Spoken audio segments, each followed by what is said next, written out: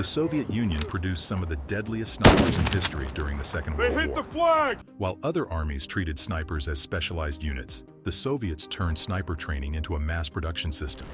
They trained tens of thousands of sharpshooters, many of them women, who would go on to terrorize German forces on the Eastern Front. But becoming a Soviet sniper wasn't about being the best shot. It was about survival, patience, and sometimes pure luck. The training was brutal, the conditions were worse, and the life expectancy was measured in weeks, not years. The desperate need for snipers. When Nazi Germany invaded the Soviet Union in June 1941, the Red Army was caught completely unprepared. The initial German advance was devastating. Entire Soviet divisions were encircled and destroyed. Millions of soldiers were killed or captured in the first months alone. The Soviet military command needed a way to slow down the German advance without wasting massive numbers of troops in suicidal charges. The answer was snipers. A single well-placed sniper could pin down an entire enemy unit, kill officers, and create fear among German soldiers who never knew when a bullet might come. The Soviets already had some sniper tradition from World War I and the Russian Civil War, but nothing on the scale they needed now. So they did what the Soviet Union did best. They industrialized the process. Sniper schools were established across the country. The Central Female Sniper Academy opened in 1943, training thousands of women alongside men. The requirements to enter sniper school were surprisingly simple. You needed basic military training, decent eyesight, and steady hands. That was about it. The Soviets weren't looking for Olympic shooters. They were looking for people who could learn fast and wouldn't panic under pressure. If you've made it this far, hit that subscribe button. Because just like a Soviet sniper waiting for the perfect shot, you don't want to miss what comes next. The training process. Sniper school lasted anywhere from a few weeks to several months, depending on how desperately the front needed fresh bodies. Students learned the basics of marksmanship first: breathing control, trigger discipline, estimating range. They practiced on shooting ranges until they could consistently hit targets at 400 meters. But marksmanship was only part of the training. Soviet snipers learned camouflage techniques, how to move silently, and most importantly, how to wait. A sniper might spend hours or even days in the same position, not moving, barely breathing, waiting for a target to appear. Students practiced fieldcraft in forests and urban ruins. They learned to construct hides using whatever materials were available: rubble, branches, snow. The instructors would walk within meters of hidden students. If they spotted you, you failed that exercise. The rifle issued to most Soviet snipers was the Mosin-Nagant, a bolt-action rifle that had been in service since 1891. It was old, heavy, and brutally simple, but it worked. The 7.62mm rounds could punch through a steel helmet at 800 meters. Most Soviet sniper rifles were fitted with a PU scope with 3.5 times magnification. Trainees learned to zero their rifles, adjusting the scope until it was perfectly calibrated. Each rifle was different.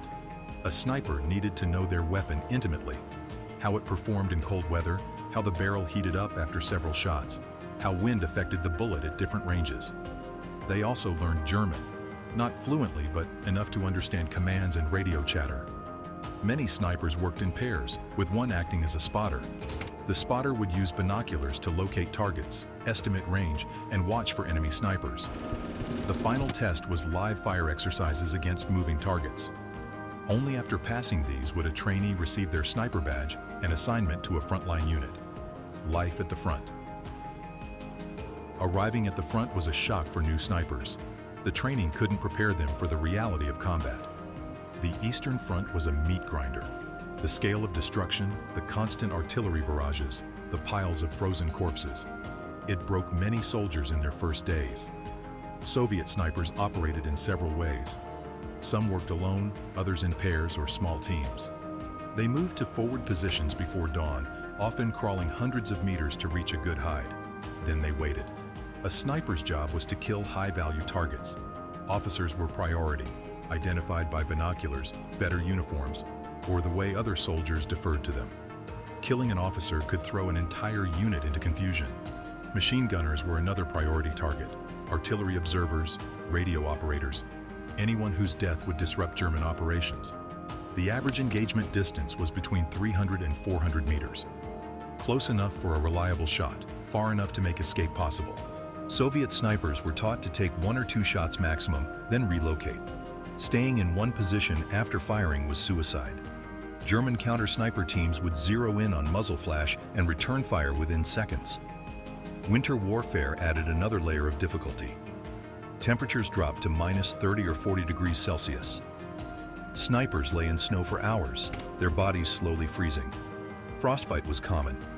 Some snipers lost fingers or toes, others simply froze to death in their hides, not discovered until spring thaw. The most dangerous enemy was another sniper. German sniper doctrine emphasized individual excellence. Their snipers were often hunters or competitive shooters before the war, equipped with excellent optics. Soviet-German sniper duels could last days, with both sides trying to outsmart the other, the psychological toll. The Soviet military command understood that snipers needed different psychology than regular infantry. An infantryman fired into the chaos of battle, often not knowing if his bullets hit anyone. A sniper watched their target through a scope. They saw faces. They watched men drink coffee, light cigarettes, laugh at jokes, then they killed them. Some snipers kept tallies of their kills. Vasily Zaitsev, the sniper portrayed an enemy at the gates, was credited with 225 kills. Lyudmila Pavlichenko, a Ukrainian sniper, killed 309 enemy soldiers. These numbers made them propaganda heroes. Their faces appeared in newspapers and pamphlets, inspiring Soviet citizens. But the reality behind those numbers was grim.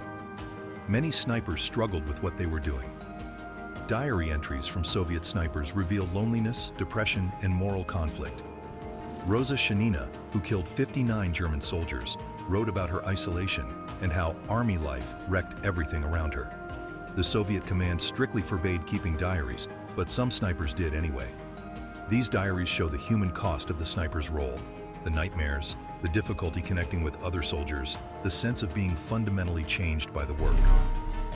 The reality behind the propaganda. Soviet propaganda presented snipers as noble defenders of the motherland, heroes who struck fear into fascist hearts. The reality was messier. Life expectancy for a frontline sniper was short. Most didn't survive more than a few months. The ones who lived longest were those who knew when to hide and when to shoot. Women snipers faced additional challenges. The Soviet military was deeply sexist despite its official equality rhetoric.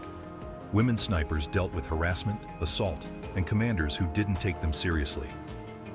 Rosa Shanina's diary entries describe multiple incidents of sexual assault by fellow Soviet soldiers and officers. Yet women proved to be exceptional snipers. They were often smaller, making camouflage easier. Many had patience that male soldiers lacked, and they had powerful motivation.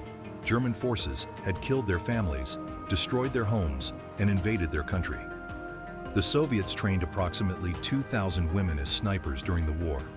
They accounted for roughly 12,000 confirmed kills. These numbers are probably conservative. Many kills went unrecorded in the chaos of the Eastern Front. The cost of victory. By 1945, Soviet snipers had achieved their objective. They had inflicted thousands of casualties on German forces and created an atmosphere of constant fear. German soldiers learned to be cautious, to avoid exposing themselves, to respect the invisible threat. But the cost was enormous. Most Soviet snipers didn't survive the war. Those who did often carried psychological scars for the rest of their lives. The Soviet Union didn't provide mental health support for veterans. Soldiers were expected to return to normal life and never speak about what they'd experienced. Becoming a Soviet sniper required courage, certainly. It required skill and training. But most of all, it required accepting that you probably wouldn't survive. The Soviet command sent snipers into impossible situations, used them up, and replaced them with fresh recruits from the next training class. The snipers knew this. They went anyway. Not because they were heroes, though many were brave. They went because their country was being destroyed, their families were being killed, and someone had to fight back. Thank you for watching this video. If there's a topic or event you'd like to know more about, let me know your thoughts in a comment. If you enjoy these videos and want to see more, consider subscribing to the channel. See you next time.